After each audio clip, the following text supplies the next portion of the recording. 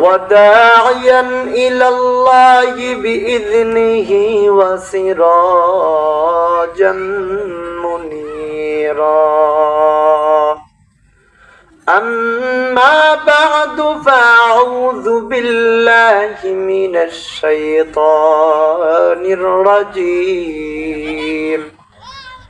بسم الله الرحمن الرحيم يا أيها الذين آمنوا اتقوا الله حق تقاته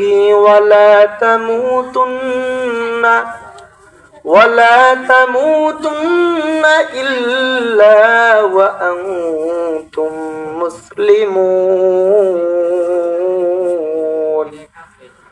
وقال النبي صلى الله عليه وسلم المسلم من سلم المسلمون من لسانه ويده أو كما قال النبي عليه الصلاة والسلام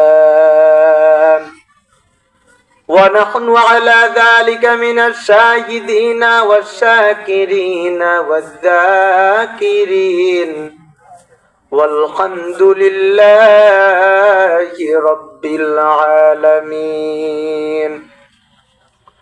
निकलेगा ज़माना आखिर अहले बिदअत निकलेगा ज़माना आखिर अहले बिदअत इस्लाम में नई नई बात करेगा इज़्ज़त इस्लाम में नई नई बात करेगा इज़्ज़त ऐ बंदा ए खुदा रहो हर दम में तू होशियार ऐ बंदा ए खुदा रहो हर दम में तू होशियार बिदअत का जुगदबू कर तुमको इमा बर्बाद बिदअत का जुगदबू कर तुमको इमा बर्बाद अल्हम्दुलिल्लाह समस्त प्रशंसा व तारीफ से महान अल्लाह पाक रब्बुल आलमीনের জন্য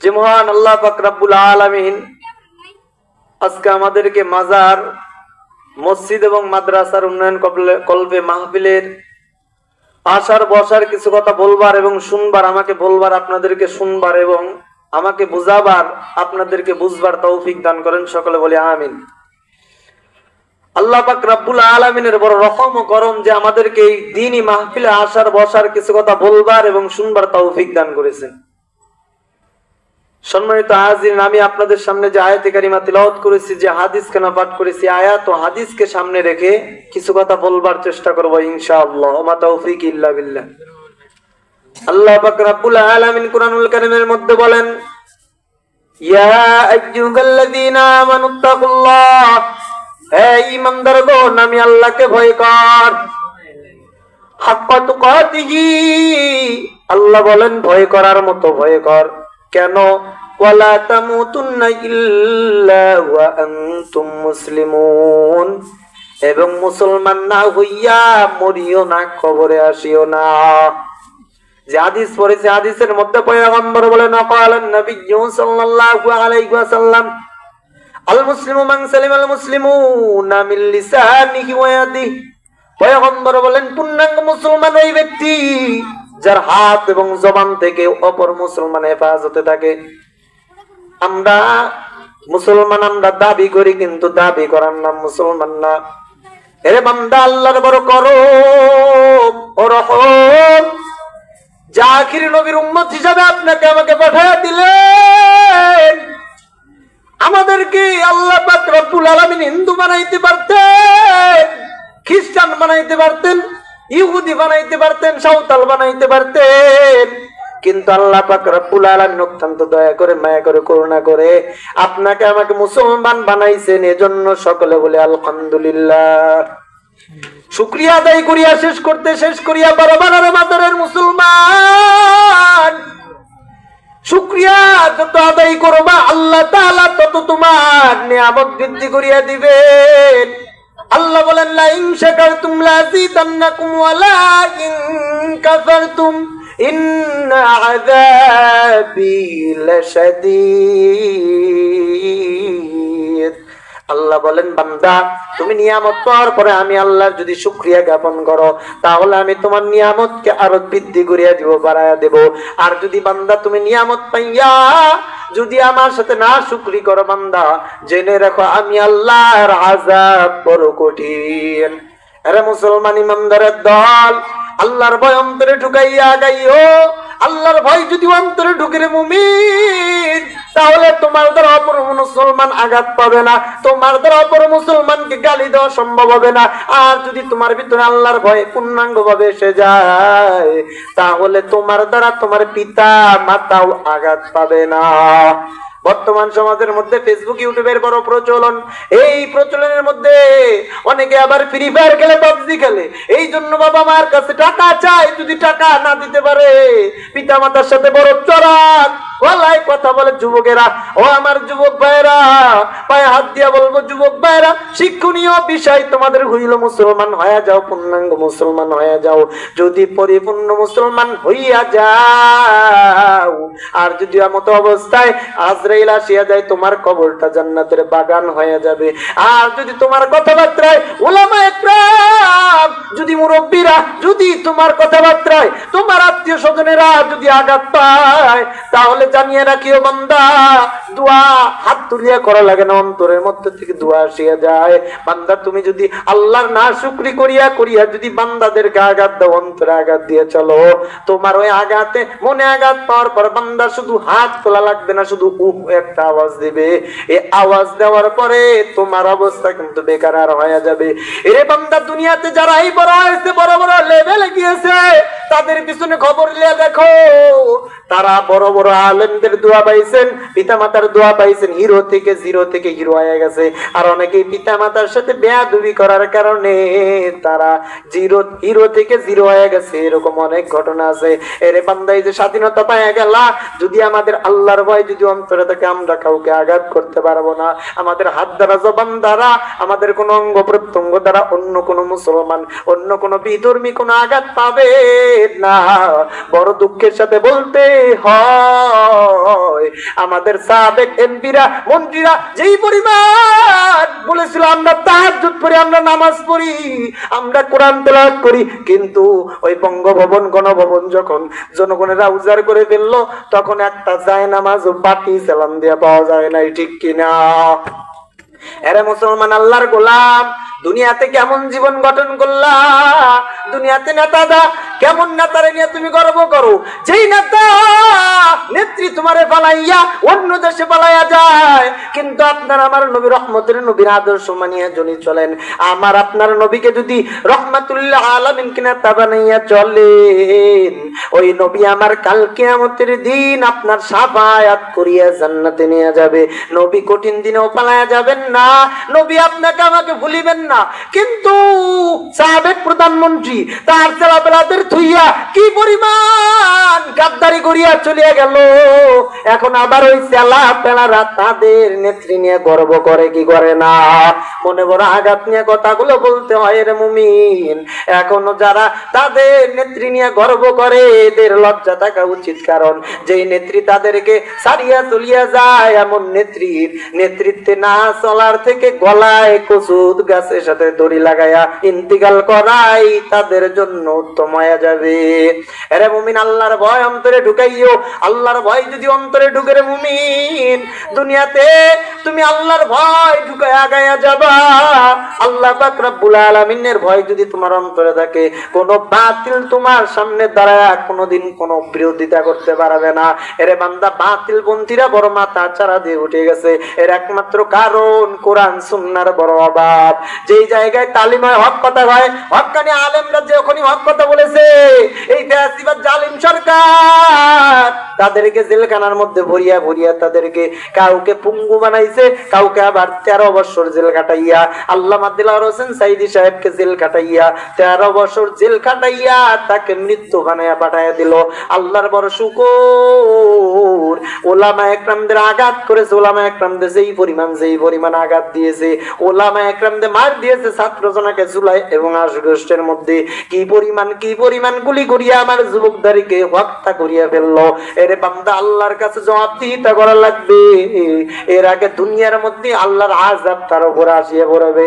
এই শেখ হাসিনা যে পলায়া গেল, এর নাম বাংলার জমিনে অথচ দিলওয়ার হোসেন সাইদি, আল্লামা দিলওয়ার হোসেন সাইদি ইন্তেকাল করলো। আল্লাহর ভয় অন্তরে নিয়ে বাতিলদের বিরুদ্ধে হুঙ্কার দিয়েছেন জীবনের শেষ মুহূর্ত পর্যন্ত। আল্লামা দিলওয়ার হোসেন সাইদি কবরের মধ্যে চলে গেছে। বান্দা, আল্লাহ তাআলা তার জান্নাতের উঁচু মাকাম দান করেন, সকলে বলে আমিন। আমাদের আল্লামা মামুনুল হক সাহেব, আমির হামজা সাহেব, মুফতি আমির হামজা সাহেব, অনেক আলেম জেলখানায় নিয়া, রফিকুল ইসলাম মাদানী সাহেব রে, অনেক আলেম উলামাদের নিয়ে যেই পরিমাণ টর্চার করেছে এই ফ্যাসিবাদ সরকার, আল্লাহ তাআলা রাব্বুল আলামিন এমনই কারিশমা দেখা দিল ছাত্র জনতার জুলাই আর আগস্টের মধ্যে। 5 আগস্টের মধ্যে এমনই আন্দোলন আমার যুবক ভাইয়েরা করলো। মাদ্রাসার ছাত্ররা, উলামা একরামরা, কৃষকরা, গাড়ি চালকরা, যত প্রকারের ব্যবসা বাণিজ্যওয়ালারা সব দোকানপাট বন্ধ করিয়া এমনই একটা হুঙ্কার দিল, জালেম পালাইতে বাধ্য হয়ে গেল। ঠিক কিনা? এরে মুসলমান, এই জন্য আল্লাহর ভয় অন্তরে নিয়ে আগায়া যাবা। তুমি যদি হকের পক্ষে থাকিয়ে কথা বলো, দুনিয়ার যত বাতিল আছে, বাতিলরা তোমার বিরুদ্ধে কথা কয়ে টিকতে পারবে না।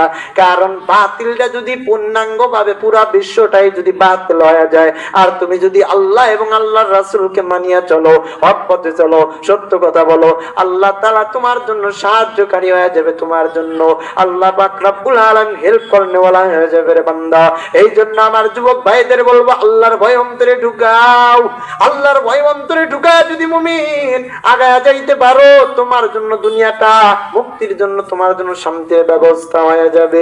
আর যদি আল্লাহর ভয় অন্তরে না ঢুকায় আগাও, খোদার কসম তোমার অপদস্থতার সামনে আছে।